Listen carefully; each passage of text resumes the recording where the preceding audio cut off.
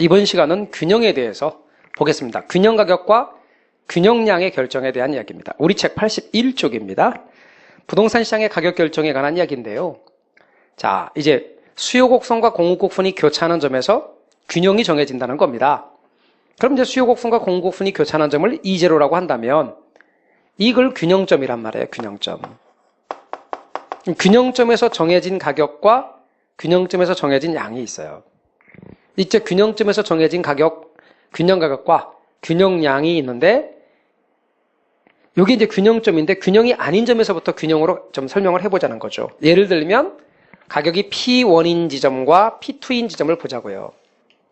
가격이 P1인 지점은 가격이 낮은 수준이니까 보세요. 여기서 이만큼의 FG만큼의 수요와 공급의 불일치가 발생한다는 거예요. 가격이 낮으니까 수요는 많고 공급은 적어요.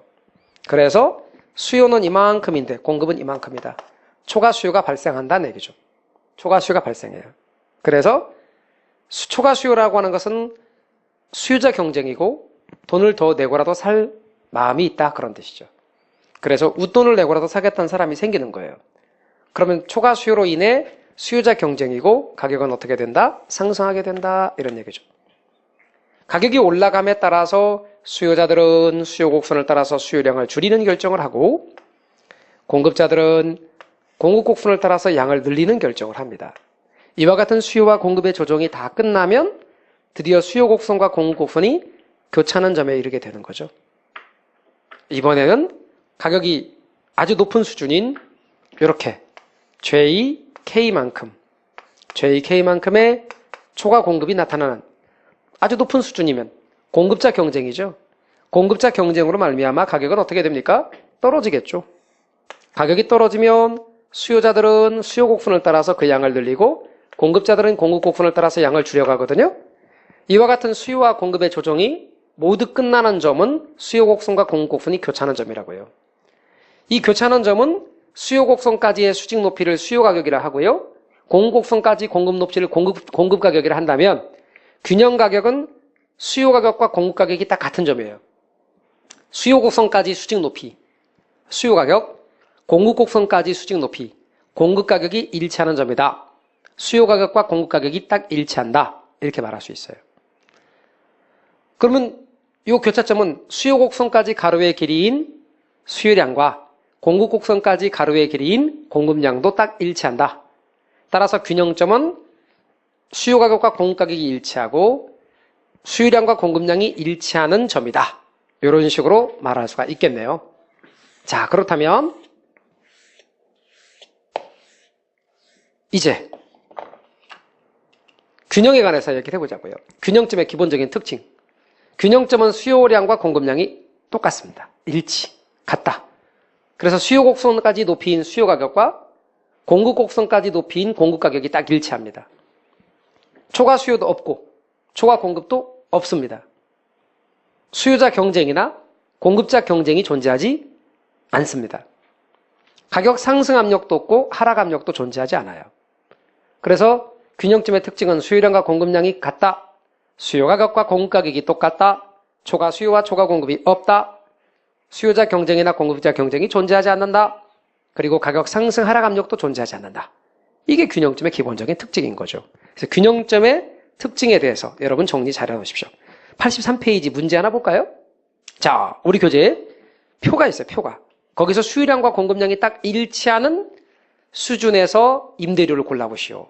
그러면 수요량하고 공급량이 같은 게 숫자가 얼마예요? 80이죠? 수요량 80, 공급량 80.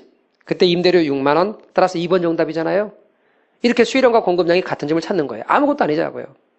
또 왼쪽에 연습 문제에 아파트 수요 함수와 공급 함수가 주어졌을 때 균형 가격 찾는 거예요.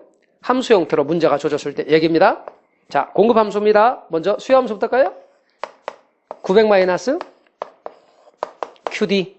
공급 함수는 P는 이퀄 100 플러스 QS. 요거는 수요 함수고 이건 공급 함수예요. 요 오른쪽에 아래 첨자로 D나 S는요 수요량이나 공급량 표시예요. 따라서 위에 거는 수요 함수, 밑에 거는 공급 함수. 여기가 마이너스는 가격과 수요량의 반비례 관계. 플러스는 가격과 수요량의 정비례 관계. 요게 수요량이고 공급량이라면 요건 수요 가격, 요건 공급 가격. 따라서 여러분께서는 수요 공급 함수의 기본적인 내용들을 먼저 알아두시고 균형점에서의 특징은 수요량과 공급량이 똑같다 그랬고 수요 가격과 공급 가격이 똑같다 그랬으니까 양쪽 어떻게든 다 등으로 놓으면 돼요. 그럼 함수 문제 풀어가는 방법은 양쪽을 등으로 놓고 풉니다. 자, 등으로 놓을게요. 900 마이너스 QD는 100 플러스 QS 이렇게 할 수 있죠. 그런데 균형점에서는 수요량하고 공급량이 똑같다고 그랬죠.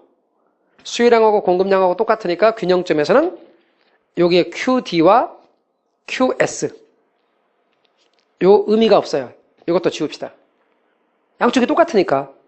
그리고 이렇게 Q는 Q끼리 모으고 숫자는 숫자끼리 모읍시다.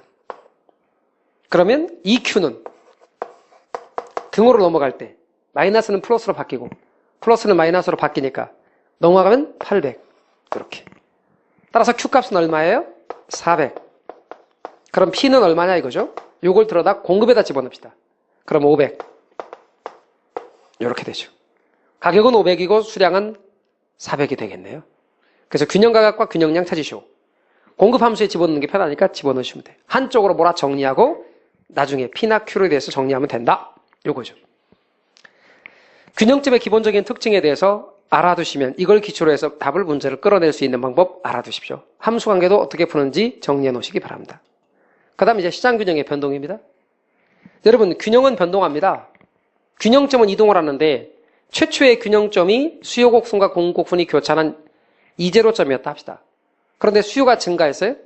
수요가 증가함에 따라서 균형점은 이렇게 수요곡선의 이동 방향으로 이동했어요. 수요가 증가하면 수요곡선은 우상향으로 이동하는 건데 균형점도 우상향으로 이동했죠. 그래서 가격이 올라가고 양이 증가했어요. 균형점은 수요가 바뀌면 이동한다. 이번에는 공급이 바뀌는 경우도 보자고요. 공급이 증가하면 균형점은 이동을 해요. 그런데 공급곡선이 이동하는 방향인 우하향으로 이동했죠. 균형점도 우하향으로 이동한다. 따라서 수요가 바뀌거나 공급이 바뀌면 수요가 바뀌거나 공급이 바뀌면 균형은 이동한다. 이번에 수요와 공급이 다 바뀌는 경우죠. 수요와 공급이 증가. 예컨대 수요와 공급이 증가할 때 가격이 상승하는 이유는 보실래요? 수요는 많이 증가했고 공급은 조금 증가했어요. 그럼 수요 증가 크기가 더 크니까 수요 증가 따라서 균형점도 수요 곡선 이동 방향으로 이동했어요. 가격 올라가고 양 증가.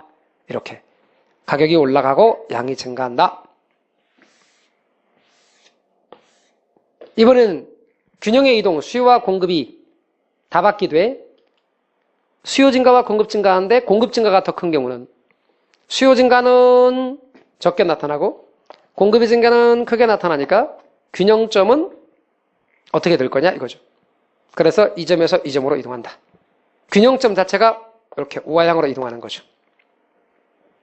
그러므로 여러분이 유념할 것은 균형의 이동, 수요와 공급이 변하는데 수요 변화보다 공급의 변화가 더 크면 가격은 떨어지게 된다. 이렇게 됩니다. 그래서 균형의 시장 균형의 변동 알아두십시오. 시장 균형의 변동입니다. 자, 균형의 이동에 대해서 정리를 해 놓으시기 바랍니다. 균형의 이동에 대해서 알아두십시오. 이번엔 균형의 변동에 대해서 보겠는데요. 그림 말고 하는 요령에 대해서 터득해 봅시다. 자, 수요의 변화와 균형의 변동입니다. 균형은 수요가 바뀔 때도 이동하고 공급이 바뀔 때도 이동하고 둘 다 바뀔 때도 이동합니다. 다시 수요가 바뀔 때, 공급이 바뀔 때, 둘 다 바뀔 때 먼저 수요가 바뀌는 경우는 수요가 증가하는 경우와 감소하는 경우밖에 없겠죠. 그런데 수요가 증가한다는 말은 수요량이 증가한다는 뜻이에요. 수요량이 증가하면 가격이 올라가겠죠. 가격이 올라가면 공급량도 증가하겠죠. 그럼 수요량도 증가하고 공급량도 증가하니까 양도 증가하겠죠. 수요가 준다는 말은 수요량이 준다는 뜻이고 그래서 가격이 떨어지고 그러니까 공급량도 줄어들겠죠. 따라서 균형량이 줄겠죠. 그러니까 앞으로 수요는 따지지도 마세요. 왜요? 똑같이 가. 보세요. 양이 느니까 수요량이 증가하니까 공급량도 늘어서 양이 늘고 가격은 올라가잖아요. 수요량이 줄면 가격이